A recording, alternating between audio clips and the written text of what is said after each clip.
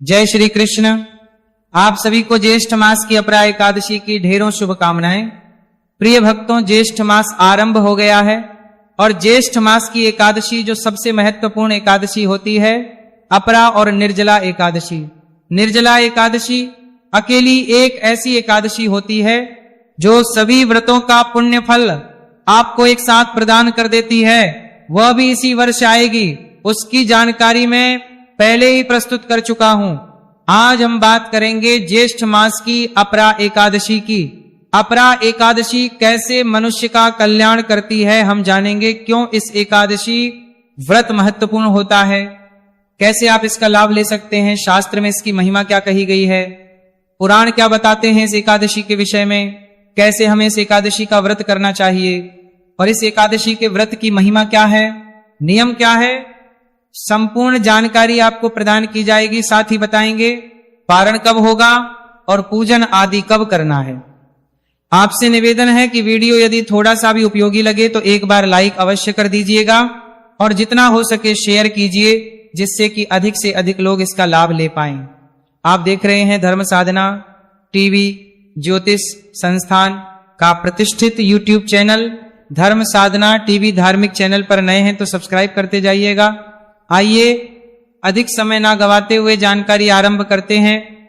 पद्म पुराण में भगवान श्री कृष्ण महाराज युधिष्ठिर को इसकी महिमा बताते हैं और जब महाराज युधिष्ठिर कहते हैं कि प्रभु ज्येष्ठ मास की एकादशी कैसे मनुष्य का उद्धार करती है, ये किन पापों का नाश करती है, भगवान कृष्ण कहते हैं कि युधिष्ठिर यह एकादशी परम कल्याणकारी है।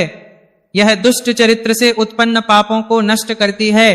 दुष्ट चरित्र अर्थात जो आपके भीतर चरित्र की कमियां होती हैं और चरित्र खराब होने के कारण जो उत्पन्न हुए हैं, इनमें आगे भगवान कहते हैं कि यदि किसी ने गर्भस्थ बालक को मारा हो, कोई परनिंदक हो, पर स्त्री लंपट हो अर्थात दूसरे की निंदा करने वाला हो, या दूसरे की स्त्री के साथ वास करने वाला हो, जो झूठी गवाही देता हो, जिसने कभी झूठी गवाही दी हो, मातोल में धोखा देता हो, जो भी दुकानदार भाई हैं अगर कभी भी उन्होंने मातोल में धोखा दिया है, चाहे तेल के तौल में दिया हो, चाहे वजन के तौल में दिया हो, आटे के तौल में, दाल के तौल में, चावल के तौल, किसी भी चीज को तौलने में धोखा दिया हो और बिना जाने ही नक्षत्रों की गणना करता हो, ऐसा ज्योतिषाचार्य, ऐसा ब्राह्मण जिसको ज्ञान नहीं है कुंडली देखने का, जिसको ज्ञान नहीं है, उस क्षेत्र का पर लोगों को धोखा दे रहा है, उस को कर रहा हो वैद्य। आजकल आप देखते हैं झोला छाप वैद्य बहुत निकल के आते हैं। तो जिसको ज्ञान नहीं, जिसने पढ़ाई लिखाई नहीं करी या जिसने गुरु से ऐसा कोई ज्ञान भी ग्रहण नहीं किया,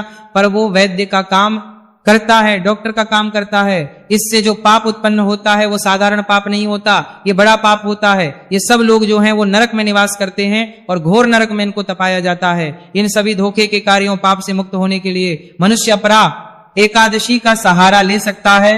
यदि मनुष्य ने जीवन में कभी भी इस प्रकार के कोई कार्य किए हो, कोई पाप किए हो, तो ये एकादशी इतनी शक्तिशाली है कि इस प्रकार के सभी पापों का नाश कर देती है। इसके अतिरिक्त यह मनुष्य का कल्याण करने वाली है, यह मनुष्य के दुखों का हरण करने वाली है। आगे भगवान कहते हैं कि जिसने क्षत्रिय धर्म का परित्याग कर दिया हो, क्षत्रिय धर्म क्या है? क्षत्रिय का धर्म है लड़ाई लड़ना। तो कोई योद्धा युद्ध में मुंह दिखा के भाग आया हो, युद्ध से छोड़ के डर के भाग आया हो, वह पाप भी बड़ा कठोर होता है।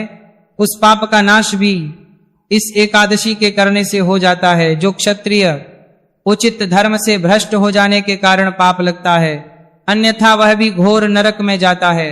जो शिष्य विद्या प्राप्त करने के बाद स्वयं ही गुरु की निंदा करता है, वह भी महापातकों में युक्त होकर भयंकर नरक में गिरता है। किंतु अपरा एकादशी के सेवन से ऐसे मनुष्य सदगति को प्राप्त होते हैं। फिर भगवान कृष्ण कहते हैं कि हे युधिष्ठिर, अब मैं तुम्हें इसका पुण्य फल बताता हूं कि कितना अधिक है इसका पुण्य। जब माघ मास में मकर राशि पर सूर्य स्थित होते हैं ना, जब मकर की संक्रांति आती है, उस समय प्रयागराज में स्नान करने से मनुष्य को जो पुण्य मिलता है वो भी इस एकादशी के पुण्य के सामने कुछ नहीं है। काशी में यदि आप शिवरात्रि का व्रत करें, जो सर्वाधिक पुण्यदायी कहा गया है, उस व्रत को करने से जो पुण्य होता है वह भी इस व्रत के पुण्य के सामने कुछ नहीं है।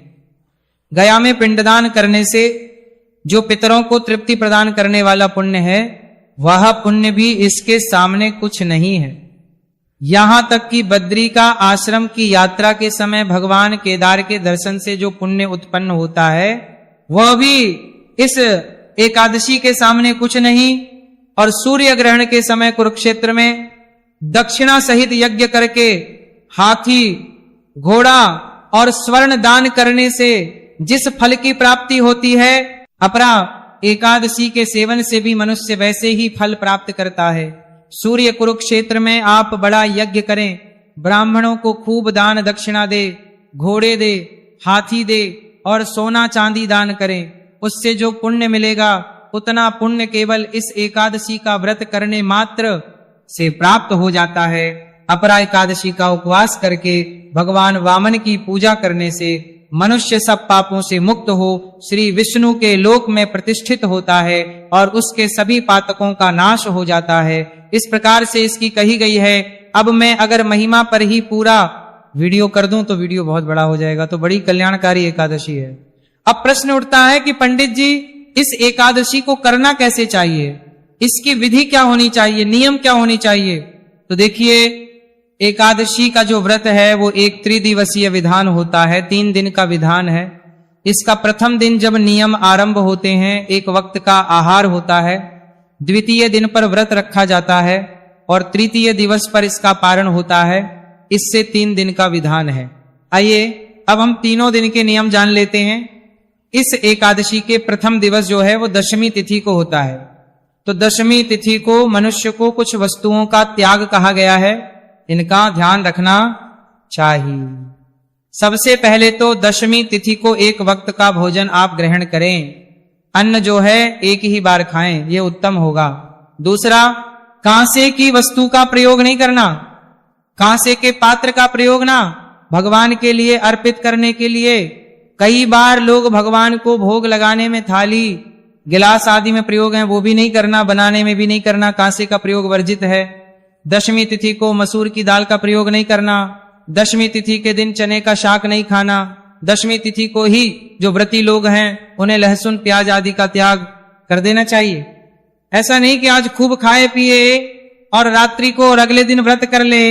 आपको लहसुन प्याज आदि तामसिक पदार्थों का त्याग भी एक दिन पूर्व करना चाहिए। बहुत से लोग मदिरा पान करते हैं, मांसाहार करते हैं और एकादशी व्रत भी करते हैं, तो उन लोगों को भी दिन पहले ये सब छोड़ देना चाहिए। दशमी तिथि को ही माताओं बहनों को अपने बाल धो लेने चाहिए, सर धो लेना चाहिए, क्योंकि एकादशी और द्वादशी में विशेष रूप से बाल धोने की मनाही होती है, सर धोने की मनाही होती है। अब कई बार ऐसा होता है कि दशमी तिथि को वार ऐसा पड़ता है जिस दिन धोने की मनाही आ जाती है, तो देखिए तिथि का तो नियम आपको मानना ही पड़ेगा। ऐसी अवस्था जब भी कभी हो, जब मनाही हो बाल धोने की, सर धोने की और धोना पड़े क्योंकि पूजा पाठ के लिए आवश्यक है, तो आप उस अवस्था में बिना साबुन शैम्पू के शुद्ध जल से स्नान कीजिए, शुद्ध जल से बाल धो लीजिए। बाल धोने वाला जो जल है ना, पानी है, उसमें थोड़ा सा चाहे एक ढक्कन ही कच्चा दूध डालें, थोड़ा सा कच्चा दूध डाल लीजिएगा। इससे जो दोष उत्पन्न होता है अनुचित दिवस पर बाल धोने का, वो समाप्त हो जाता है। पर ये पूजा पाठ की शुद्धि के लिए जब आवश्यक हो उसी समय आप इसका प्रयोग करें तो उत्तम है। इस प्रकार से दशमी तिथि का दिन आपको व्यतीत करना है। पूजा के लिए जो सामग्री चाहिए उसको आप एकत्र कर लीजिए। मैं यहाँ सामग्री एक बार बता देता हूं। भगवान नारायण की कोई तस्वीर या प्रतिमा लीजिए, कोई भी तस्वीर या प्रतिमा हो सकती है। चौकी पर स्थापित करेंगे तो चौकी लीजिएगा। चौकी पर बिछाने के लिए पीले रंग का वस्त्र लीजिएगा। अर्पित करने के लिए रोली, मौली, पान, सुपारी, लौंग, इलायची, धूप, दीप, इत्र, जनेऊ, कच्चा दूध, दही, घी, शक्कर, गंगाजल।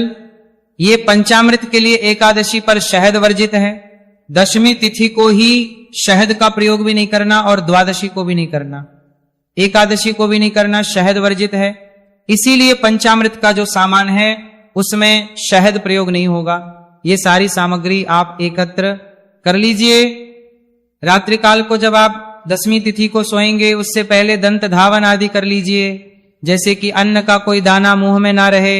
और एकादशी के वाले दिन आपको सुबह सूर्योदय से पहले उठ जाना चाहिए। उठने के बाद स्नान आदि करेंगे या टूथपेस्ट, टूथब्रश का जो प्रयोग करते हैं, मैं बताऊं कि इस दिन दातुन तोड़ने की मनाही है, और इस दिन आप जो ये टूथपेस्ट या मंजन आदि प्रयोग करते हैं ना, इनका प्रयोग करने से व्रत खंडित होता है, क्योंकि इनमें या तो केमिकल आता है या तो नमक आता है, पर दोनों ही आपके व्रत को खंडित करते हैं। क्या करें? अगर आपके पास किसी प्रकार के गुलाब आदि के पुष्प का पाउडर है तो वह प्रयोग कर सकते हैं, अन्यथा एक व्रत वाला मंजन आता है उसका आप प्रयोग कर सकते हैं। ये आपके सभी प्रकार के व्रतों को खंडित होने से बचाता है, क्योंकि टूथपेस्ट या मंजन तो आपके सभी व्रतों को खंडित करता है। इसीलिए आपको व्रत वाला मंजन अपने पास रखना ही चाहिए। प्रकार से स्नान आदि करके स्वच्छ वस्त्र धारण कीजिए, और स्वच्छ वस्त्र धारण करके भगवान सूर्य को जल दीजिए। ये ज्येष्ठ मास है, परम कल्याणकारी समय है। सूर्य भगवान को जल दीजिए, माँ तुलसी को जल दीजिए। तुलसी पूजन की मनाही नहीं होती। एकादशी के दिन अगर रविवार का दिन ना हो तो रविवार है तो वाता लगाती है, पीपल देवता को भी जल दे सकते हैं अगर रविवार का दिन नहीं है तो। और इसके बाद आपका जो पूजा स्थल है उसकी साफ सफाई कीजिए। भगवान नारायण की पूजा, एकादशी की पूजा करने के लिए जो भी स्थान आपके यहाँ पर उपयुक्त है ना, वहां सारी सामग्री एकत्र करके और आसन लगा के बैठ जाइए। आप अपने मंदिर में भी पूजन कर सकते हैं, अन्यथा एक चौकी अलग से भी एकादशी के लिए लगा सकते हैं। बहुत कम होगा तो सारी सामग्री एकत्र करके एक लोटा लीजिए तांबे का, उसमें पहले थोड़ा सा गंगा जल भरिए, फिर शुद्ध जल भरिए, और उसमें से ही थोड़ा सा जल दूसरे किसी पात्र में ले लीजिए जो आपकी आजमनी के लिए प्रयोग होगा। आप किसी कटोरी में या गिलास में थोड़ा सा जल ले लीजिए, जैसे कि चम्मच से आप सीधे हाथ में लेके आजमनी करेंगे उसमें प्रयोग होगा। सबसे पहले स्थान का और सामग्री का आवश्यक होता है, क्योंकि सामग्री जो आपके पास आई है, जो आप पूजा में चढ़ाने जा रहे हैं, ये आप तक आने से पहले बहुत सारे लोगों के हाथों से निकली है। ना जाने कौन किस अवस्था में था, किस प्रकार का था, तो आपको इसका शुद्धिकरण अवश्य करना चाहिए। भगवान को अर्पित करने से पहले आइए आप फूल के माध्यम से लोटे में जो जल भरा है इस जल से छींटे दीजिए उस स्थान पर और उस सामग्री पर। ओम अपवित्रः पवित्रो व सर्वावस्था गतोऽपि वा यह स्मरेत् पुंडरीकाक्षं सबाह्याभ्यंतरः शुचिया। इस प्रकार से जल छींटी दे के हमने स्थान को पवित्र किया है, शुद्ध किया है, सामग्री को शुद्ध किया है। शुद्धिकरण करने के बाद चौकी लगाइए, चौकी पर पीला वस्त्र बिछाइए, भगवान की तस्वीर या प्रतिमा जो भी आपके पास है उसे विराजमान कीजिए, और उसके सामने घी का दिया रखिए और विपरीत धूप रखिए। अगर तेल का दिया जलाते हैं तो लेफ्ट हैंड की तरफ तेल का दिया होगा और उसके विपरीत दिशा में धूप होगी। घी का दिया सीधे हाथ की ओर होगा। इस प्रकार स्थापना करने के बाद अब आप जल आचमनी करेंगे। अपने हाथ पर जल लीजिए चम्मच से, हस्तो प्रक्षालन नमः, और हाथ धो लीजिए। एक अलग से पात्र में हमने जलने को लेने को बोला था ना आपको, उसी में से एक चम्मच से जल लीजिए, हाथ धो लीजिए। हाथ धो के एक एक मंत्र पर एक एक चम्मच जल आपने आचमनी के रूप में लेना है। यहाँ पे बताऊं कि 2-2 बूंद जल आपको लेना चाहिए, क्योंकि शास्त्र कहते हैं जो लोग निर्जला एकादशी व्रत कर रहे हैं ना, तो उन्हें 6 मासा जल ही आचमनी के रूप में अलाउ किया गया है, लेने के लिए कहा गया है। तो 6 मासा तभी हो जाएगा जब 3 बार आप 2-2 बूंद जल लेंगे तो 6 मासा हो जाएगा। ओम माधवाय नमः जल लीजिए, सीधे हाथ पे पी जाइए। ओम केशवाय नमः जल लीजिए, पी जाइए। ओम नारायणाय नमः जल लीजिए, पी जाइए। ओम ऋषिकेशाय नमो नमः हस्तो प्रक्षालन नमः। हाथ धो लीजिए, हाथ धो के अपने तिलक कीजिए, मौली बांधिए। पारिवारिक जन बैठकर पूजन कर रहे हैं तो उन्हें भी तिलक कीजिए, मौली बांधिए। अब धूप दीप को प्रज्वलित कीजिए। हम मंत्र पढ़ते हैं, शुभम करोति कल्याणम आरोग्यम धन संपदा शत्रु बुद्धि विनाशाय दीप ज्योतिर्नमोचस्तुते। धूप दीप को प्रज्वलित कीजिए। धूप दीप प्रज्वलित करने के बाद व्रत पूजन का संकल्प करेंगे। संकल्प करने के लिए सीधे हाथ पर जल लीजिए और पुष्प लीजिए। दक्षिणा के रूप में जो भी रखना चाहें वह रख सकते हैं।